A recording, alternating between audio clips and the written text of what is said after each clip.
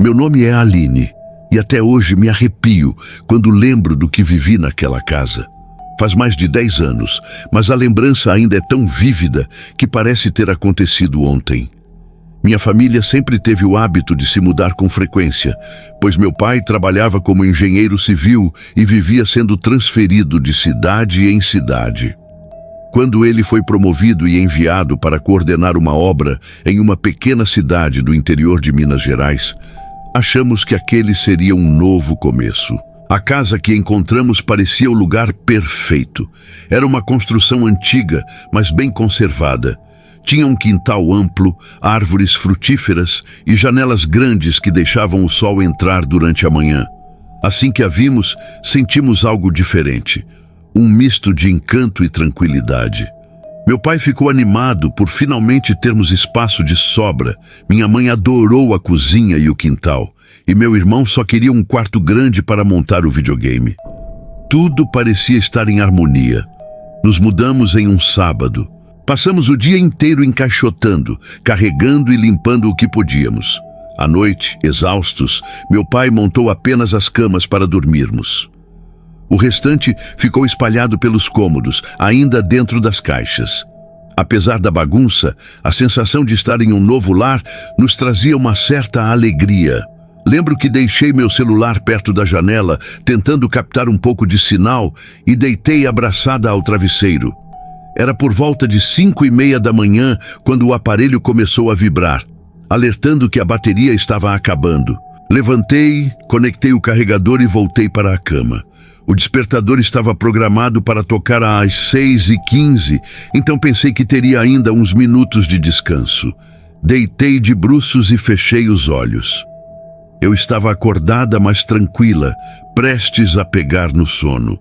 Foi quando uma sensação gelada percorreu a minha espinha, fazendo meu corpo inteiro se arrepiar. Era um frio diferente, não como o de uma corrente de ar. Era como se o ambiente inteiro tivesse mudado de temperatura de repente. Poucos segundos depois, senti o colchão afundar levemente de um lado, depois do outro, como se alguém tivesse apoiado um joelho em cada extremidade. Meu coração disparou. Abri os olhos, mas não havia ninguém no quarto. Mesmo assim, a sensação era real demais para ser ignorada. Antes que eu pudesse reagir, senti um peso sobre o meu corpo, pressionando minhas costas. A presença se deitou sobre mim. O peso era humano e a sensação inconfundível. Havia alguém sobre mim. Tentei me mover, mas não consegui. Tentei gritar e nada saiu da minha boca. Era como se meu corpo tivesse sido desligado. Eu sentia tudo, mas não podia reagir. As mãos daquela coisa seguraram meus pulsos, prendendo-os contra o colchão. A força era assustadora. Meus olhos lacrimejaram de puro desespero. Eu sabia que não era um sonho. A consciência estava ali, desperta, apavorada, mas o corpo não respondia. Tentei virar o rosto para ver o que era, mas minha cabeça parecia colada ao travesseiro. O medo era tanto que eu não conseguia nem respirar direito. Então, me lembrei de algo que minha avó dizia quando eu era criança. Quando o mal tentar te tocar, chame por Deus em pensamento, porque o inimigo não suporta o nome dele. Com todas as forças que me restavam, comecei a rezar o Pai Nosso mentalmente. Cada palavra soava como um grito silencioso. Pai nosso que estais no céu, santificado seja o vosso nome. Enquanto eu orava, comecei a sentir o peso diminuindo, como se a presença estivesse sendo empurrada para fora. O colchão foi voltando ao normal, o frio se dissipando. Quando consegui mover os dedos, depois as mãos, a presença já tinha sumido. Assim que recuperei o controle do corpo, virei de lado e fiquei ali, tremendo, tentando entender o que havia acontecido. A última coisa de que me lembro é de fechar os olhos com força e de repente cair em um sono profundo. Quando acordei, o despertador estava tocando. O sol entrava pela janela e tudo parecia normal. Por um instante, pensei que tivesse sonhado, mas a sensação do medo ainda estava em mim, viva, real. Mais tarde, contei tudo para minha mãe. Ela ficou assustada, mas tentou me acalmar, dizendo que provavelmente eu tinha sofrido um episódio de paralisia do sono. Eu quis acreditar, mas algo dentro de mim dizia que aquilo não era apenas um fenômeno físico. Os dias seguintes foram tranquilos. Até que, uma noite, enquanto jantávamos, minha mãe comentou casualmente que havia visto uma senhora idosa saindo da cozinha e entrando no banheiro. Ela descreveu a mulher com detalhes: cabelos brancos presos em coque, vestido floral antigo e um olhar tranquilo, como se estivesse em casa. Meu pai, que sempre foi cético, achou graça e disse que devia ser impressão dela. Mas no fundo, percebi que ele também ficou incomodado. Alguns dias depois, uma vizinha que morava há muitos anos na rua nos contou que 2 idosos haviam morrido naquela casa. Um casal.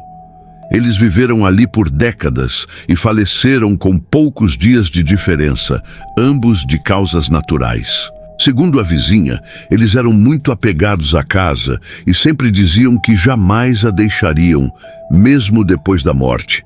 Depois de ouvir aquilo, tudo começou a fazer sentido. Com o passar das semanas, os barulhos se tornaram frequentes. Passos no corredor, portas rangendo sozinhas, o som de louças sendo tocadas na cozinha quando ninguém estava lá. Às vezes, eu acordava durante a madrugada com a sensação de estar sendo observada. Mas o que aconteceu com minha mãe foi o mais impressionante de tudo. Ela sempre teve o costume de dormir com os chinelos ao lado da cama, porque odiava pisar no chão frio. Uma noite, ela sonhou com o pai dela, meu avô, que já havia falecido há mais de 10 anos.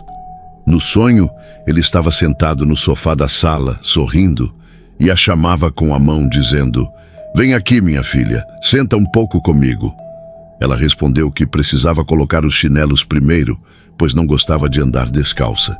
Então ele sorriu e disse calmamente: "Não precisa, eu te levo." Minha mãe contou que naquele momento colocou a mão sobre a dele e sentiu como se o corpo flutuasse. Ela descreveu uma sensação leve, agradável, como se estivesse sendo carregada pelo ar. Eles foram juntos até a sala e ela se sentou ao lado dele no sofá. Conversaram sobre a família, sobre saudade e sobre paz. Ela dizia que ele parecia tão vivo, tão real, que por um instante esqueceu que estava sonhando. Mas o mais inacreditável é o que aconteceu depois. Minha mãe acordou realmente na sala. Estava deitada no sofá, sem cobertor, sem travesseiro e, como sempre, sem chinelos nos pés. Quando olhou ao redor, tudo estava em silêncio. Levantou e voltou para o quarto, e lá estavam os chinelos, exatamente no mesmo lugar onde ela havia deixado antes de dormir. Ela nunca soube explicar como foi parar ali, nem nós. Depois desse episódio, minha mãe passou a rezar diariamente, pedindo proteção e luz para as almas que ainda estivessem presas àquela casa. Mesmo assim, as manifestações continuaram por algum tempo. Havia noites em que ouvíamos batidas leves nas paredes, objetos se movendo sozinhos e passos lentos subindo a escada. Uma madrugada, acordei com o som de algo se arrastando no quarto ao lado. Quando criei coragem para ir até lá, vi uma das caixas antigas aberta. Dentro, encontrei fotografias velhas, amareladas pelo tempo. Eram retratos de um casal idoso, o homem de terno, a mulher de vestido floral.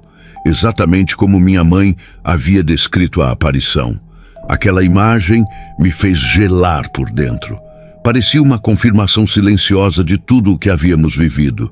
Depois desse dia, tomamos a decisão de nos mudar. Meu pai não quis admitir, mas estava tão assustado quanto nós. Pouco tempo depois, encontramos uma casa em outro bairro e deixamos aquele lugar para trás. Desde então, nunca mais vivemos nada parecido.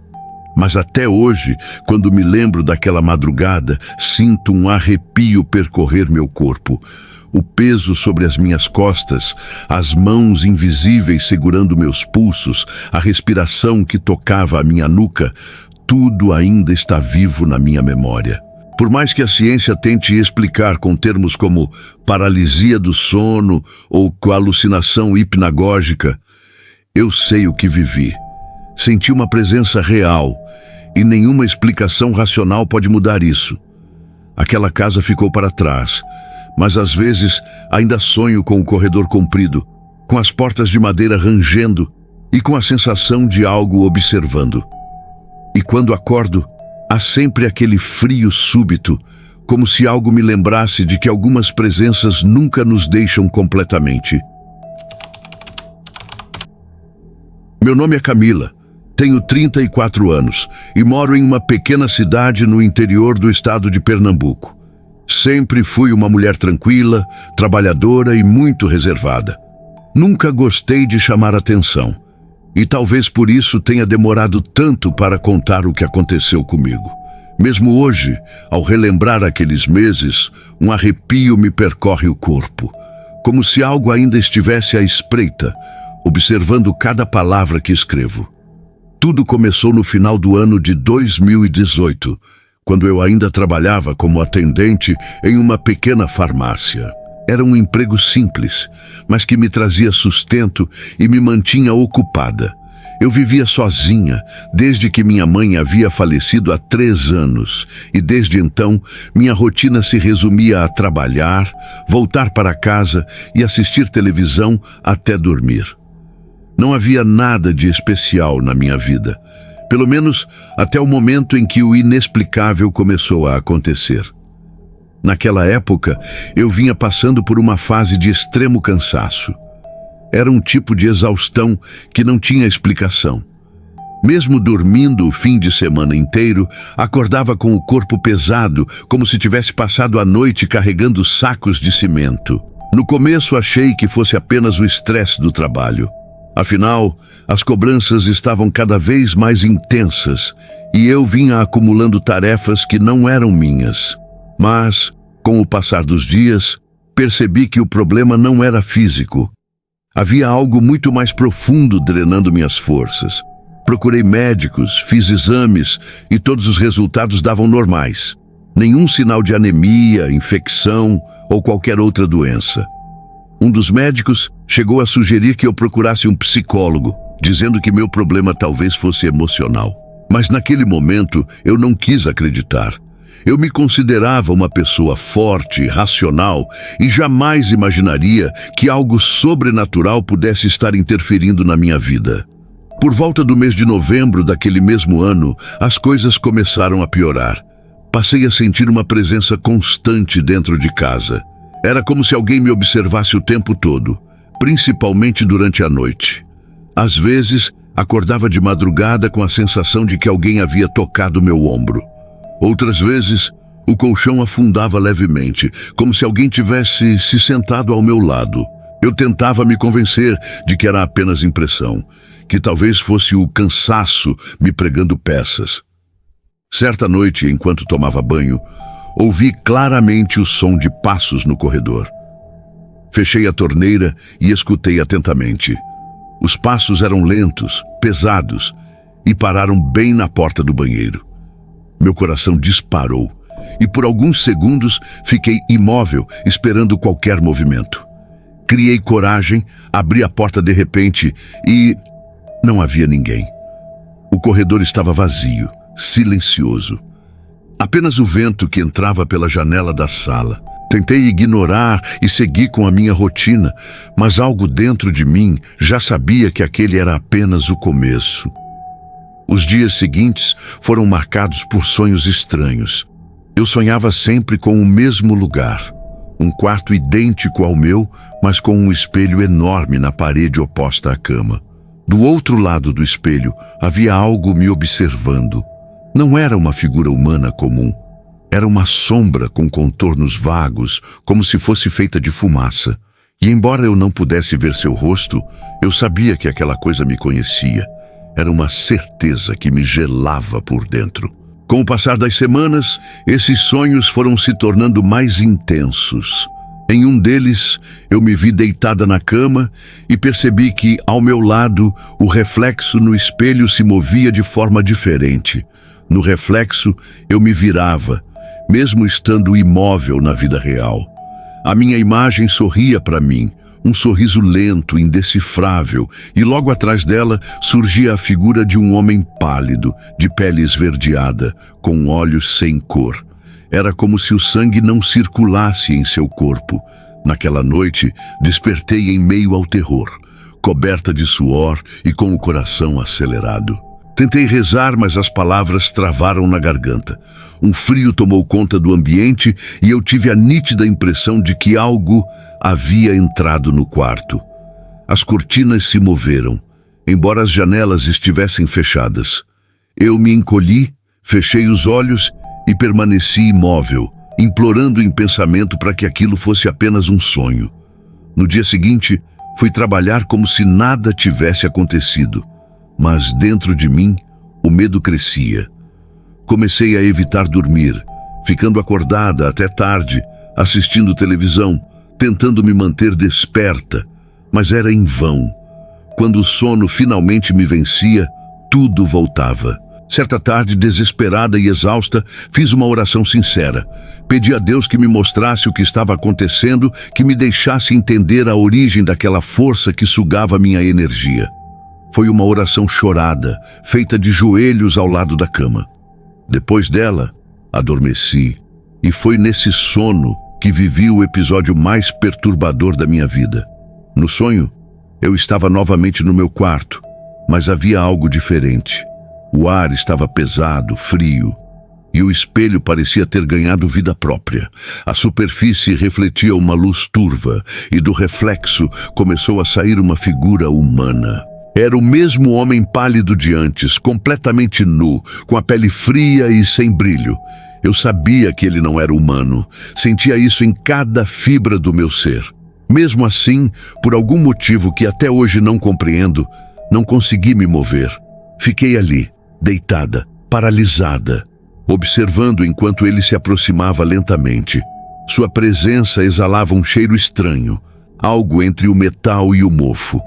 Quando tocou minha pele, um arrepio percorreu todo o meu corpo. Era como se uma corrente elétrica fria tivesse me atravessado.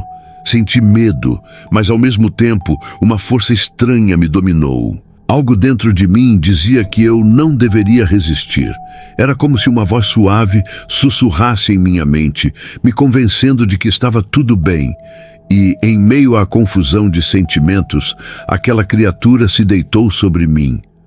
Não sei explicar o que aconteceu em seguida. Tudo parecia tão real, tão intenso, que era impossível acreditar que fosse apenas um sonho. Eu sentia cada toque, cada movimento, e ao mesmo tempo tinha plena consciência de que aquilo era errado, profano. Uma mistura de repulsa e prazer me consumia. Era como se ele sugasse algo de dentro de mim, minha energia, minha alma, talvez. Quando despertei, estava suando e tremendo. Corri até o banheiro e percebi que meu corpo reagira como se o ato tivesse realmente acontecido. Fiquei apavorada. Chorei por horas, sentindo uma vergonha indescritível. Como aquilo era possível? Era só um sonho. E mesmo assim, meu corpo mostrava sinais físicos. Nos dias seguintes, entrei em desespero. Tinha medo de dormir, medo de fechar os olhos e ele voltar. Comecei a rezar todas as noites, a acender velas, a pedir proteção. Falei com uma amiga próxima chamada Silvia, que frequentava uma igreja evangélica. Ela me levou até o pastor, que orou por mim, e disse que eu havia sido vítima de um espírito maligno conhecido como íncubus, um demônio masculino que se alimenta da energia vital das mulheres através de atos sexuais durante o sono. As palavras dele me deixaram em choque. Nunca havia acreditado nesse tipo de coisa, mas tudo o que ele descreveu correspondia exatamente ao que eu havia vivido.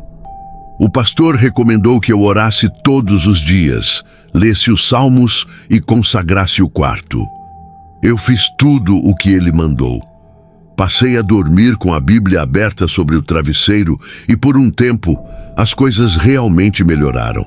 No entanto, depois de algumas semanas, uma madrugada voltou a ser marcada pelo terror. Acordei com o som do espelho tremendo levemente. O quarto estava gélido e o mesmo cheiro metálico preencheu o ar. Não precisei olhar para saber que ele estava ali. Fechei os olhos e comecei a rezar em voz alta, pedindo que Deus me protegesse. O barulho cessou e a sensação de presença desapareceu. Na manhã seguinte, fui até a igreja novamente. Dessa vez, o pastor fez uma oração mais longa e me entregou uma pequena cruz de madeira para colocar na cabeceira da cama. Também recomendou que eu evitasse assistir a filmes ou ouvir músicas com mensagens negativas, pois, segundo ele, essas coisas abrem portas espirituais. Eu segui todas as orientações com disciplina. Com o passar dos meses, o cansaço começou a desaparecer. Eu voltei a me sentir viva, com energia, e pouco a pouco minha rotina foi retomando a normalidade. Retornei ao trabalho, comecei a estudar novamente e me envolvi mais com as atividades da igreja. Desde então, nunca mais tive aquele tipo de sonho, nem senti a presença daquele ser. Ainda hoje, quando lembro de tudo o que vivi, sinto um arrepio. Às vezes me pergunto se aquilo foi apenas um delírio causado pelo estresse ou se realmente fui vítima de algo que a maioria das pessoas prefere fingir que não existe. Seja o que for, aprendi uma lição. O mundo espiritual é real e brincar com ele pode custar caro. Acredito que fui poupada por intervenção divina e por isso todos os dias agradeço a Deus pela força e pela chance de continuar viva. Mesmo assim, confesso que até hoje tenho medo do espelho do meu quarto. Às vezes, quando acordo de madrugada, sinto o impulso de cobri-lo com um lençol, como se algo dentro de mim ainda soubesse que ele é uma porta para o desconhecido. Rezo, peço proteção e sigo em frente, mas nunca esquecerei o olhar sem cor daquela entidade. Ele sabia quem eu era e, por algum motivo, acreditava que tinha direito sobre mim. Hoje, só espero que nunca mais volte. O relato de Aline transcende os limites entre o psicológico e o espiritual. Enquanto a ciência pode tentar reduzir tudo a um fenômeno neurológico, há detalhes que desafiam qualquer explicação lógica, especialmente a experiência compartilhada por sua mãe. Talvez existam lugares onde a morte não representa um fim, mas uma permanência silenciosa. A história de Aline é um lembrete de que o invisível pode sim tocar o mundo físico e que a linha que separa os vivos dos mortos pode ser mais tênue do que imaginamos. Camila acreditava que tudo não passava de cansaço, mas acabou descobrindo da forma mais dolorosa que existem forças que se alimentam da energia humana. Seres antigos, mencionados em textos religiosos e ocultistas que visitam suas vítimas durante o sono. O caso dela é apenas mais um entre tantos outros relatos de ataques de íncubos, entidades que transformam o desejo em armadilha. Muitos descrevem experiências parecidas, mas poucos têm coragem de contar. E fica o alerta: quando o corpo dorme, a alma nem sempre descansa. Há portas que, uma vez abertas, jamais voltam a se fechar. Envie seu relato para o e-mail na descrição. Até a próxima.